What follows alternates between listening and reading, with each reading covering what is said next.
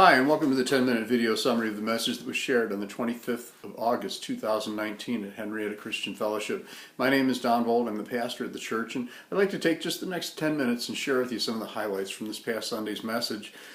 This is a message that I preached also at Church of the Living God in Mukachevo, Ukraine, and also at the Savior's House in Lviv, Ukraine. And I promised them when I got home I'd preach the same to my own people at Henrietta Christian Fellowship. So here we go. So, we're going to be looking at the unity of the Spirit and the bond of peace, okay? And it's found over in Ephesians chapter 4, verse 3. But whenever God asks us to do something difficult, I always go, well, what was the preparation? What comes before that in the scriptures that was supposed to be the preparation so we could do that difficult thing? And maintaining the unity of the Spirit, is something that obviously throughout church history has been something that the people really struggled with.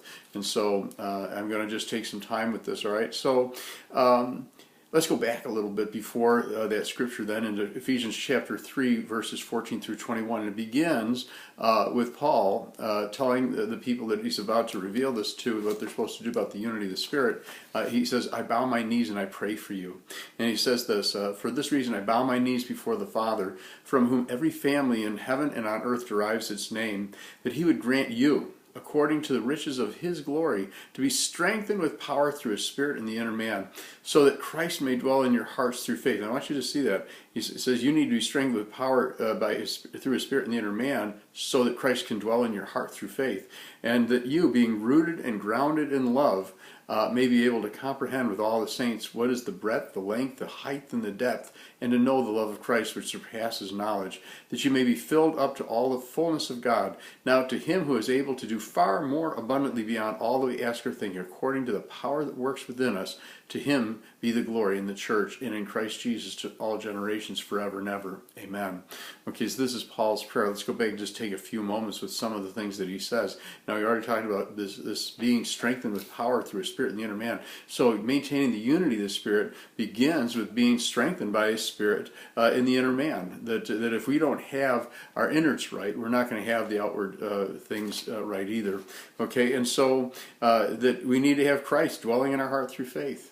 I don't know about you, but that's something that in my heart I really desire that in each moment, and as I face the different things that come in life, to know that I'm facing them with Christ dwelling in my heart, and that I believe that Christ is there, that by His Holy Spirit to give me the strength that I need, to give me the word, the guidance that I need, and so that we may be able to comprehend with all His saints. And He says the breadth, the length, the height, the depth.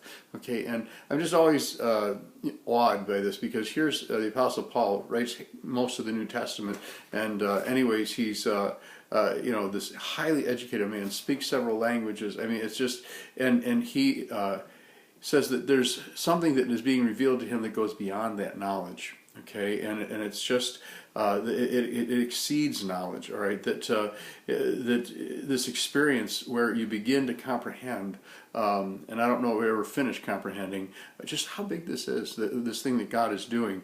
And in this, He's going to call us to do some difficult things, and we're heading for one. Okay, and He says to know the love of Christ, which surpasses knowledge. Okay, and again, this experience he's having of the love of Jesus Christ, this being filled with the Spirit, Christ dwelling in his heart by faith. He says this goes beyond knowledge, and he has plenty of it, that you may be filled up to all the fullness of God. And so we're going to have to go past our knowledge if we're going to be filled up with the fullness of God and be prepared for the things that God has for us to do.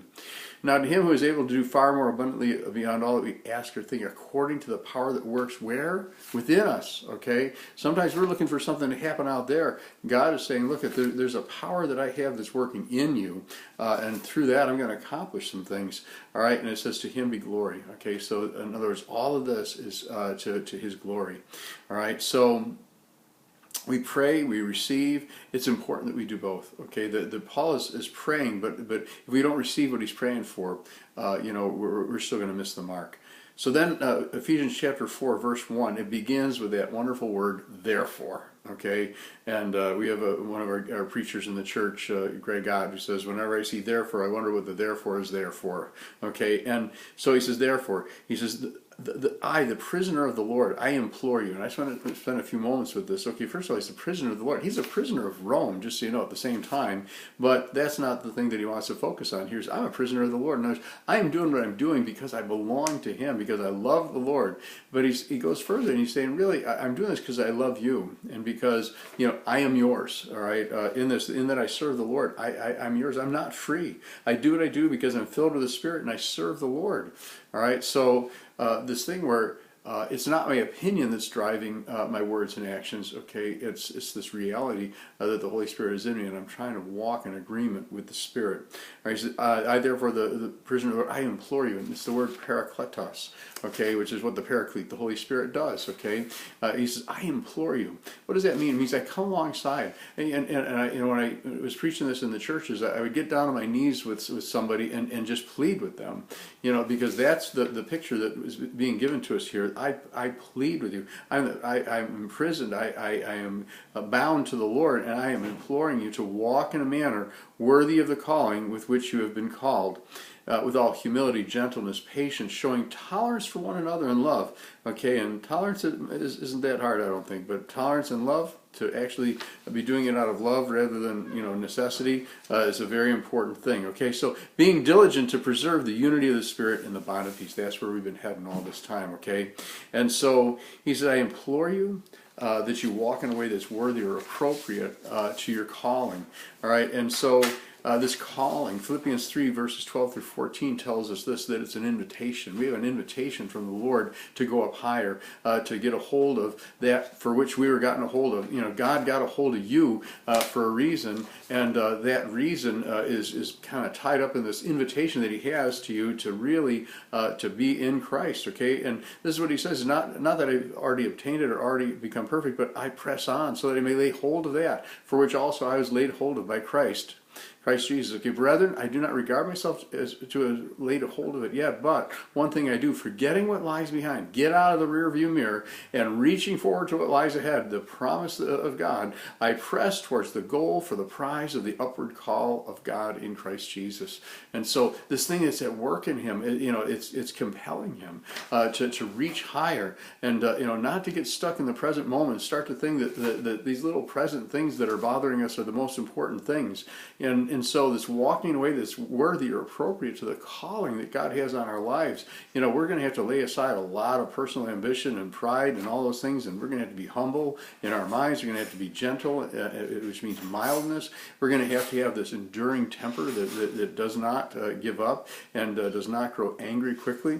And we're going to have to show tolerance and love. And then it says being diligent, okay? It means speed, effort, earnest, labor, study. This is a focus for us, okay? We're supposed to preserve, we're supposed to keep an eye on the unity of the Spirit, okay, so that it doesn't escape. That's what that word means, to keep an eye on something. But to preserve means to keep an eye on it so it doesn't escape.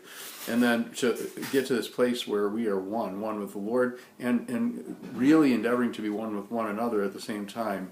And this bond, it's a ligament, it's a tie, this peace, it means quietness, rest, and to be at one, all right? And so we go over into Romans 12, 14 through 18, that it says, bless those that persecute, bless and do not curse. That's a powerful thing.